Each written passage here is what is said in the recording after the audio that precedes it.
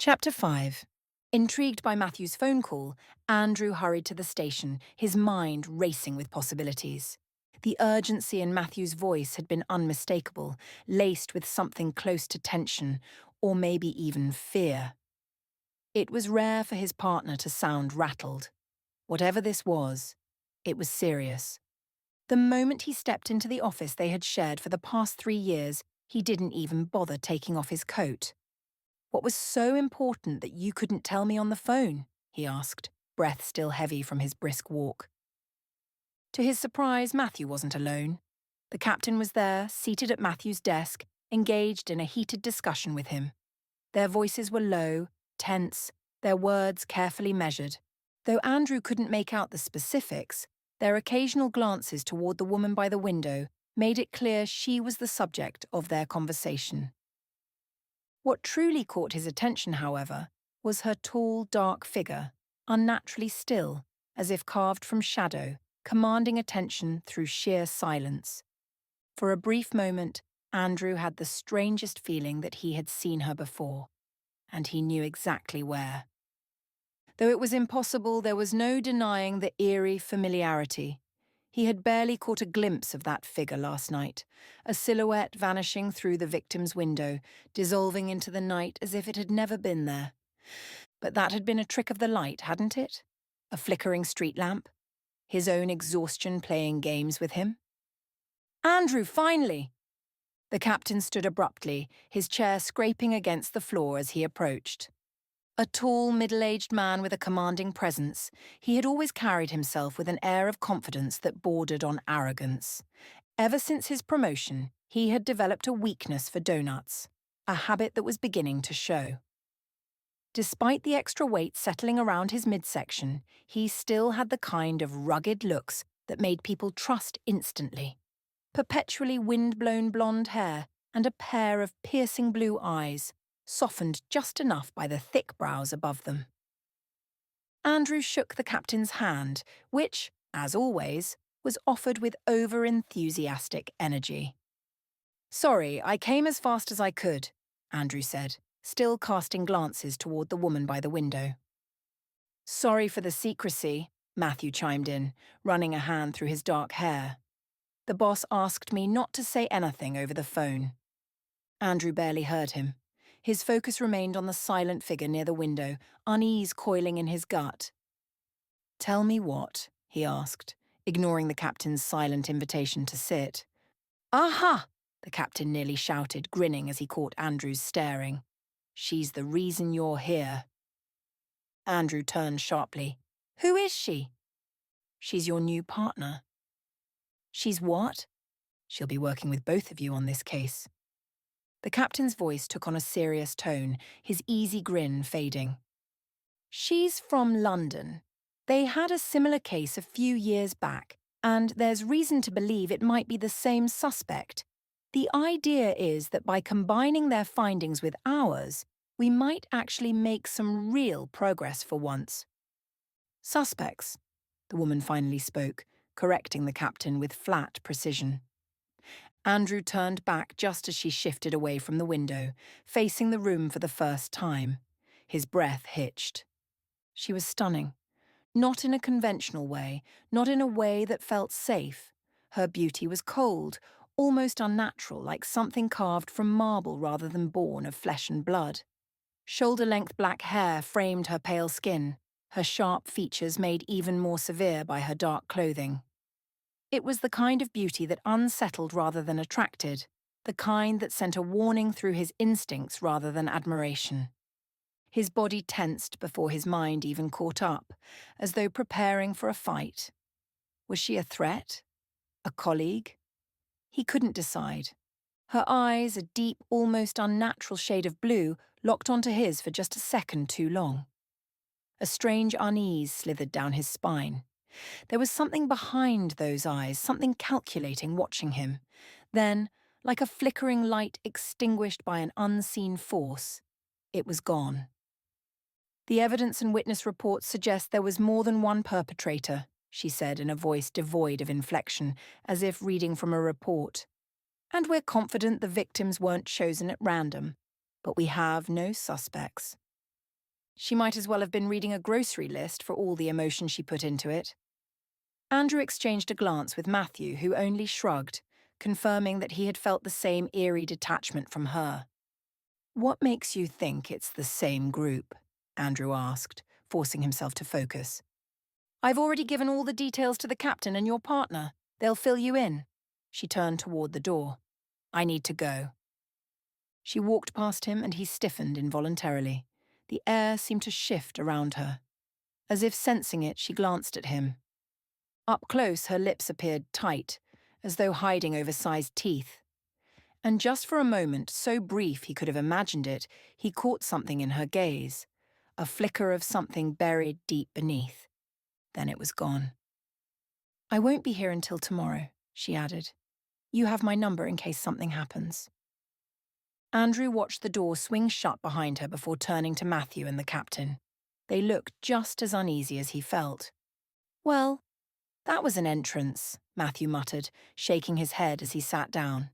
He pulled a cigarette from his pack but smirked and tossed it back. "Gotta say, I wasn't expecting that." Andrew crossed his arms. "Who is she?"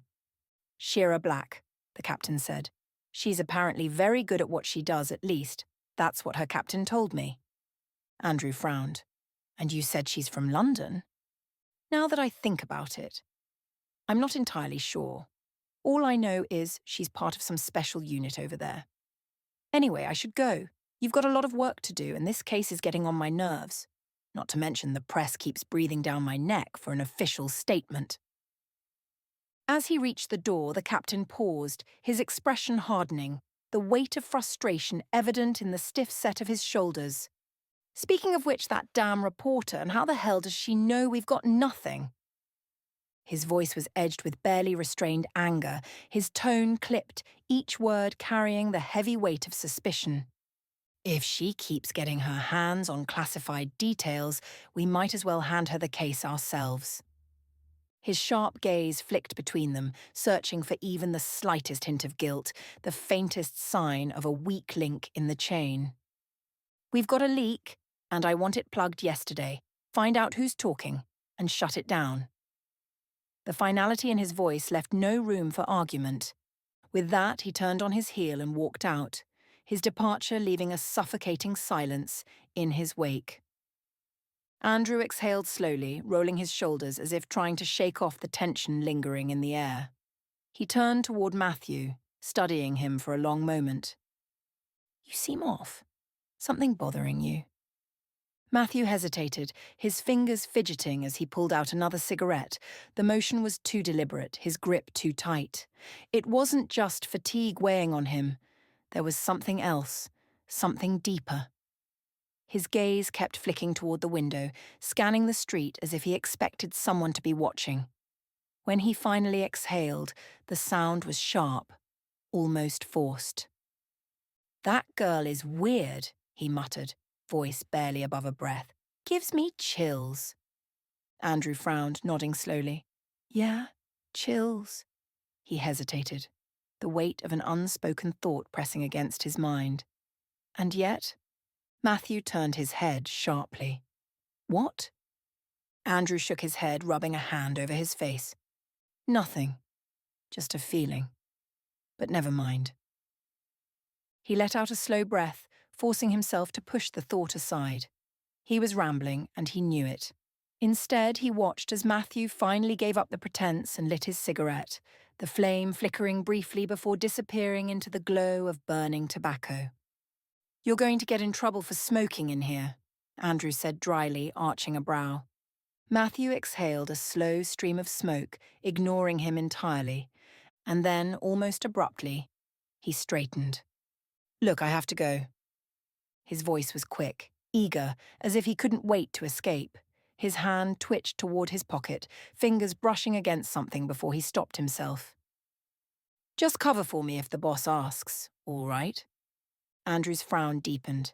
"Matthew, what's going on? You're acting strange, and don't tell me it's just lack of sleep."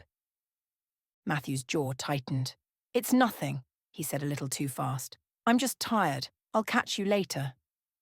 And then he was gone, slipping through the door without another word. Andrew sat there for a long moment, rubbing his temples, letting the silence settle around him like a heavy blanket. Then, just like that, his thoughts shifted, unbidden and unwelcome. Lily was moving back, and she was getting married. His jaw tensed as the words replayed in his mind, each syllable pressing against his ribs like a dull ache. 5 months. That was all it had taken for her to move on, to trade in their years together for something new, something that apparently warranted uprooting her entire life again. Not only was she remarrying, but she was moving back because of his job. The irony of it all tasted bitter. The same woman who had once accused him of prioritizing work over family had now abandoned her own dream job to follow another man. The hypocrisy gnawed at him, but not in the way he had expected. He had thought, no, he had assumed it would sting, would cut deep, but instead there was only an odd, detached numbness. His fingers curled into a fist before he realized it. With a deep breath, he forced them to relax, flexing his hand open again. He had handled the news well when his mother had told him, almost too well. And the strangest part, he wasn't pretending. He didn't care what Lily did. She had made her choice, had walked away without giving him a say in it. That part was done. But this wasn't about Lily. This was about Carmen. He hadn't seen his daughter in a month. Phone calls weren't enough, not for a 5-year-old, not when her world was still so small, when every bedtime story and scraped knee needed to be acknowledged in person. She needed him, and a voice on the other end of the line wasn't enough to make her feel like he was still part of her life. But something nagged at him, a quiet discomfort that wouldn't let go. Carmen had never mentioned her mother dating someone, not once.